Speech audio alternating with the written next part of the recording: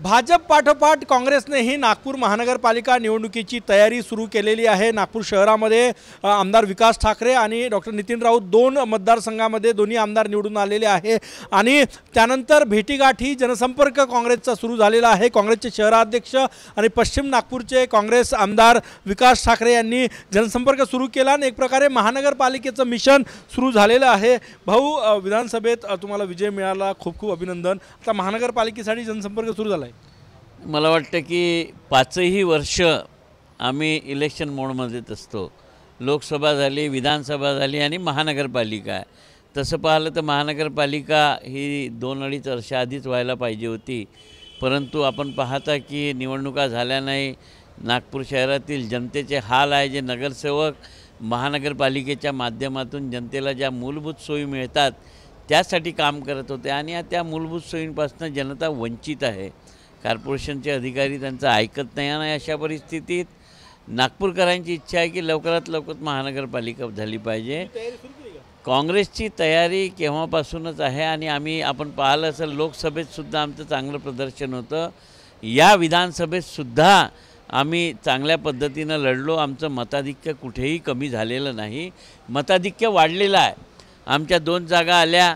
मध्य नागपूरची जागा ती ट्रँग्युलर फाईटमध्ये गेली, तिथेही मताधिक्य चांगलं आहे। दक्षिण नागपूर मताधिक्य चांगलं आहे, दक्षिण पश्चिममध्ये मताधिक्य चांगलं आहे। तर मला वाटतं की जनतेचा कौल फक्त भाजपाकडे नाही तर काँग्रेसकडे सुद्धा आहे आणि म्हणून निवडणुकीच्या तयारीला काँग्रेसचे कार्यकर्ते लागलेले आहेत आणि मुख्य म्हणजे नागपूर शहरातील जनतेला निवडणूक हवी आहे, कारण की त्यांना ज्या मूलभूत सोयी जे टॅक्सच्या माध्यमातून महानगरपालिकेची तिजोरी भरते, परंतु लोक सोयीपासून वंचित आहे।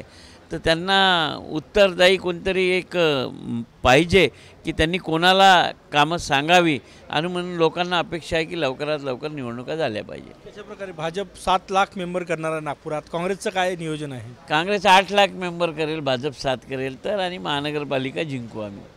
आपण बघू शकतो या ठिकाणी विकास ठाकरे शहराध्यक्ष आहेत आणि महानगरपालिका निवडणुकीची तयारी जी आहे ती काँग्रेसनं सुरू केलेली आहे। महत्त्वाची महानगरपालिका गेले 15 वर्ष भाजपच्या ताब्यात आहे, ती सत्ता मिळवण्यासाठी काँग्रेसनं रणनीती आखायला सुरुवात केली आहे। कॅमेरामॅन विशालसह गजानन उमाटे, TV9 मराठी, नागपूर।